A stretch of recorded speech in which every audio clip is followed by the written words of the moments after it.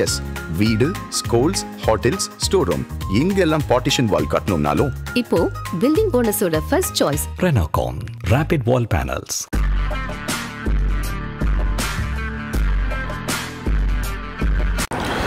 வணக்கம் ஜெய்ஹிந்த்.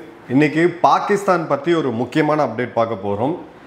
அந்த நாடு 1947க்கு பிறகு ஜனநாயக பாதையை எடுத்தாலும் இதுவரை அங்கே ஆட்சியில் இருந்த எந்த ஒரு அரசுமே 5 வருடம் முழு ஆட்சி காலத்தில் இருந்தது கிடையாது. ஃபுல் மெஜாரிட்டியோடு வந்த போதும் கூட பல முறை அங்கே மக்களால் தேர்ந்தெடுக்கப்பட்ட பிரதமர்கள் கொல்லப்பட்டிருக்காங்க, வெளியேற்றப்பட்டிருக்காங்க. இராணுவ ஆட்சின்றது பல முறை வந்திருக்கு.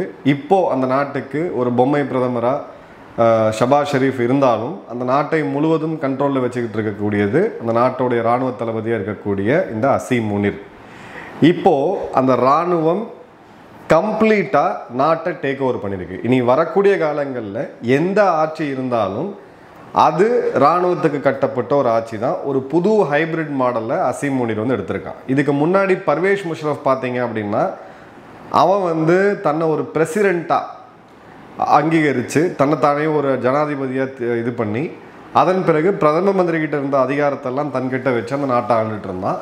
அதுக்கு விட ஒரு 5 படி அதிகமாக போய் அசீம் முனிர் இனிமே பாகிஸ்தான் இருக்கக்கூடும் காலம் வரை அது இராணுவத்தோடைய முழு கண்ட்ரோலில் தான் இருக்கும் அப்படின்றத இப்போ அவங்க ஃபார்மலைஸ் பண்ணியிருக்காங்க. இராணுவம் தான் இனி அந்த நாட்டோடைய அதிகாரப்பூர்வமான ரூலர்ஸ் அப்படின்றத இப்போது அவங்களோட அரசியல் சாசனத்தை 27வது முறை திருத்தி இதை அஃபிஷியலே பண்ணிட்டாங்க. இதுக்கு மேலே நம்ம அந்த நாட்டில் யார் பிரதமர், யார் அதிபர் அதெல்லாம் விஷயமே கிடையாது. இராணுவம் தான் ஃபார்மலைஸ் பண்ணி அதிகாரப்பூர்வமான அந்த கண்ட்ரோலை அவங்க எடுத்திருக்காங்க. இந்த 27th அமெண்ட்மெண்ட் அப்படின்றது இது நாள் வரை இலைமறை காய்மறையாக இராணுவ தளபதி இருக்கும்போது இராணுவ தளபதி வந்தால் பிரதமரை பார்த்தா சல்யூட் பண்ணணும், இராணுவ தளபதி புதுசாக நியமிக்கிறது பிரதமர் தான் நியமிப்பார், இந்த மாதிரி சில கொஞ்சம் சொற்பமான அவங்களுக்கு கண்ட்ரோல் வெளியில் தெரிஞ்சாலும் இப்போ பார்த்தீங்க அப்படின்னா கம்ப்ளீட்டாக அசீம் முனிர் தான் பாகிஸ்தான், பாகிஸ்தான் தான் அசீம் முனிர் அப்படின்ற அளவுக்கு ஆயிருக்கு.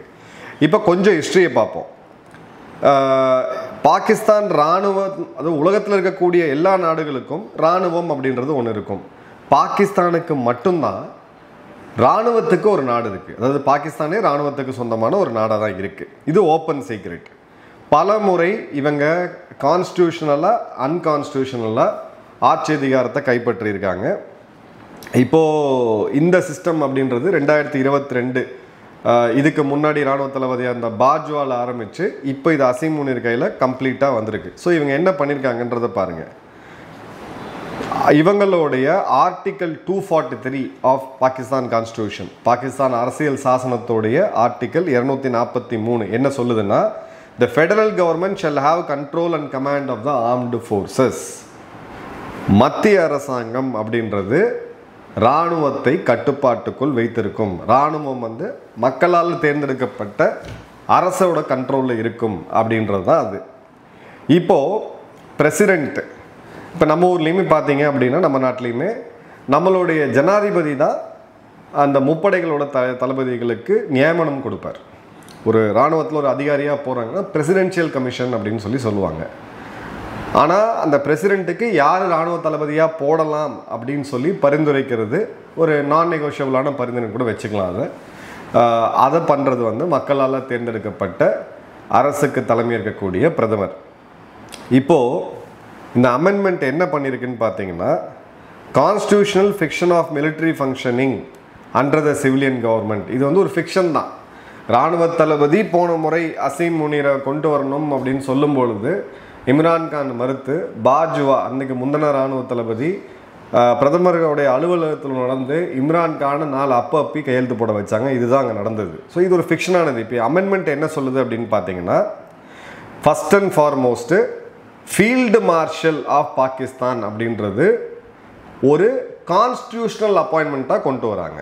ஒரு இராணுவத்தில் இருக்கக்கூடிய ஒரு ரேங்க் ஃபீல்டு மார்ஷல், நம்ம ஷாம் மானக்ஷா இருந்தார், அவருக்கு அந்த ரேங்க் ஏன் கொடுக்கப்பட்டதுன்னா, ஒரு போரில் இந்தியாவுடைய வரலாற்றில் ஒரு மிகப்பெரிய ஆளுமையாக இராணுவ தலைமையாக அவர் இருந்ததுனால ஃபீல்டு மார்ஷல் அப்படின்னு சொல்லி அந்த அங்கீகாரத்தை அவங்களுக்கு கொடுக்குறாங்க. இது ஒரு செரிமோனியல் அங்கீகாரம்.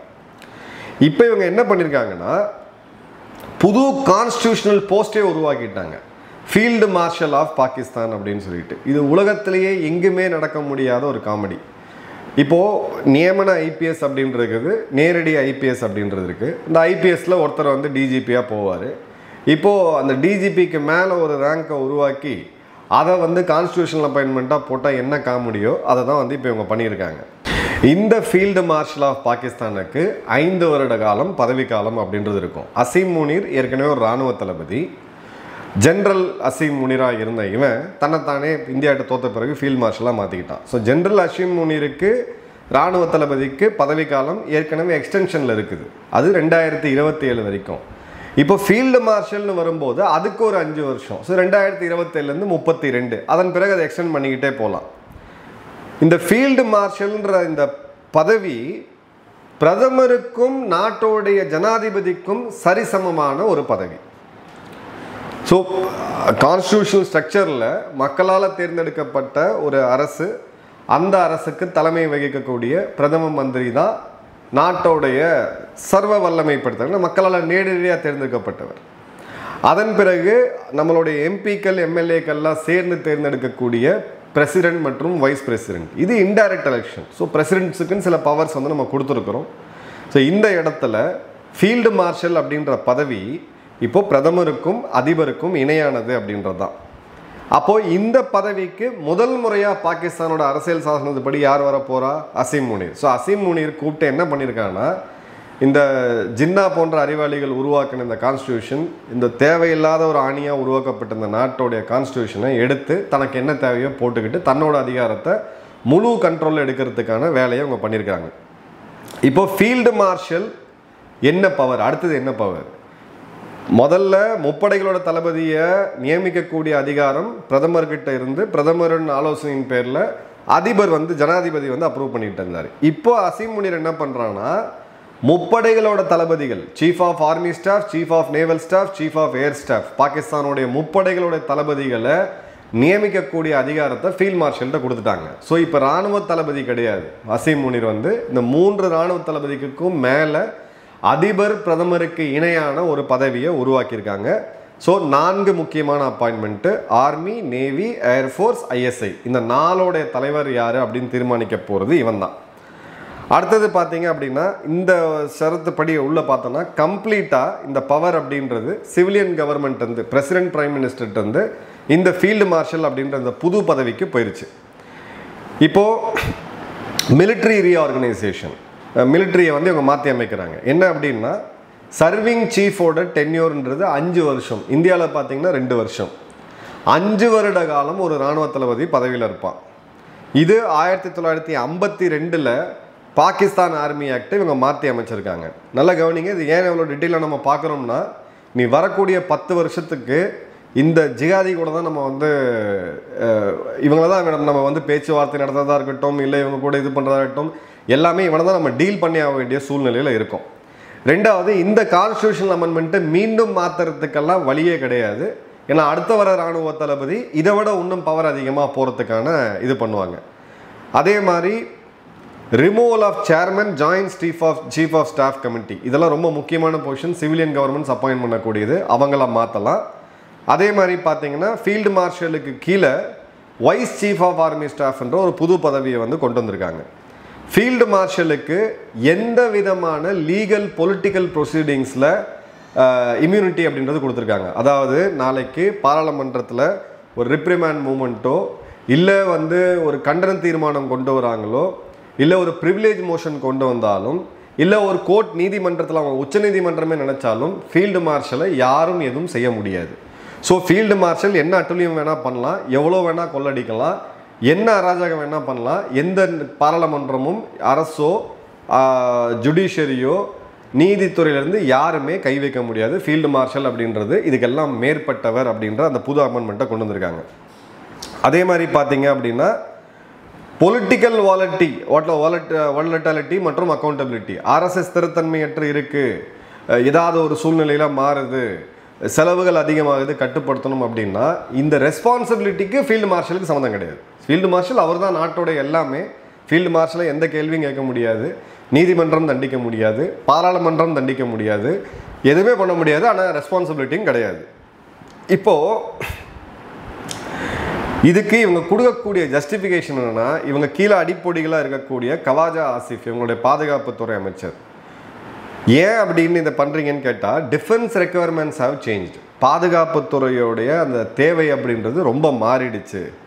அதே மாதிரி இது பண்ணாதான் stabilise Pakistan long term governance frame இருக்குது. ஒரு தொலைதூர பார்வையில் பாகிஸ்தானுடைய அரசு இயந்திரத்தை ஸ்திரத்தன்மையாக கொண்டு வரணும், அதை வந்து உறுதியாக்கணும்னா இது வந்து தேவைப்படுது அப்படின்னு சொல்லிட்டு. இதுக்கு ஆக்சுவல் பர்பஸ் என்னென்னா, மிலிட்ரி கவர்னன்ஸ் இனிமேல் பர்மனெண்ட். இனி வந்து ஷஹீத் அஃப்ரி வந்தாலும் சரி, இவங்களுடைய இம்ரான்கான் திரும்ப வந்தாலும் சரி, இல்லை இவங்களுடைய ஃபவுண்டிங் ஃபாதராக இருக்கக்கூடிய ஜின்னாவே வந்து மறு உருவம் எடுத்து மறுபிறப்பு எடுத்து திரும்ப வந்தாலும் இராணுவம் தான் இனி பாகிஸ்தானில் ஆட்சி நடத்தும்.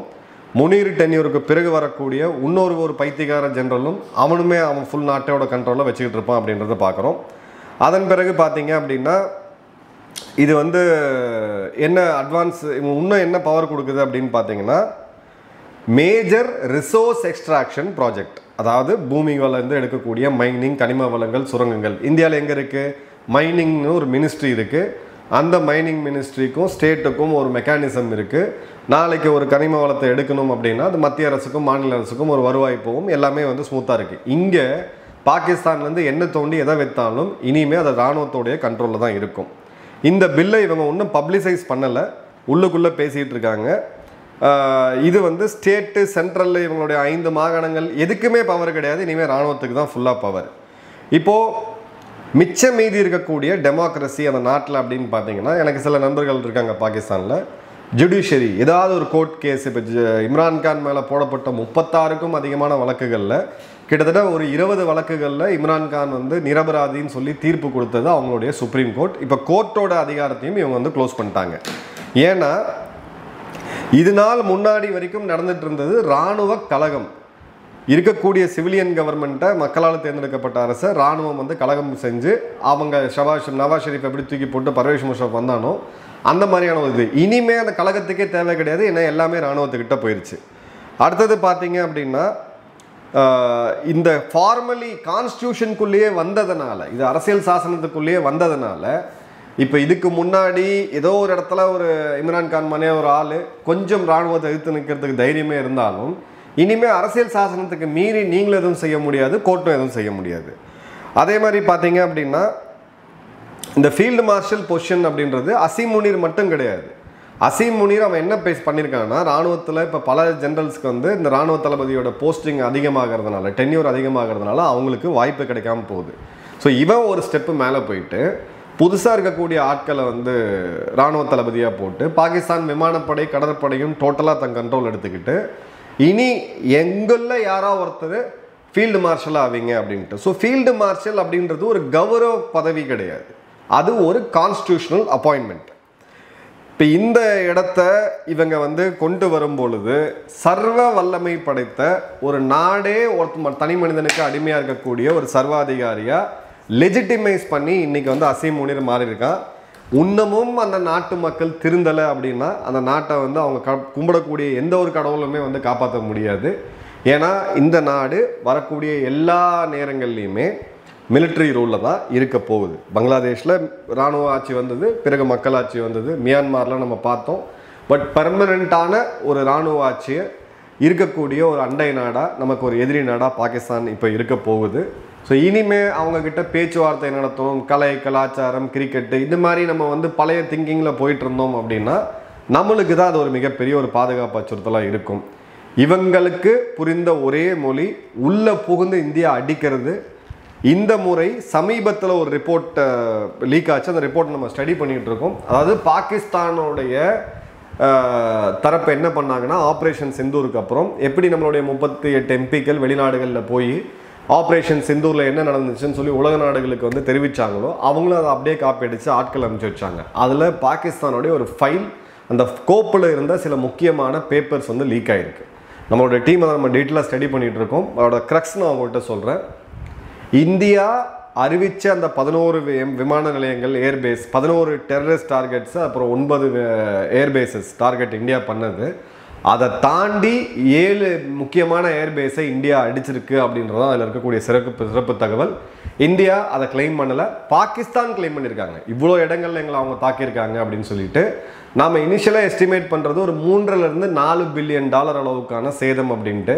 பாகிஸ்தானுடைய இன்டர்னல் எஸ்டிமேட் சொல்கிறது 7.5 to 8 பில்லியன் டாலர், 84 மணி நேரம் 8 பில்லியன் டாலர் இவங்களுடைய டிஃபென்ஸ் பட்ஜெட்டில் கிட்டத்தட்ட பார்த்தீங்கன்னா 40% 3 நாளில் இழந்திருக்காங்க.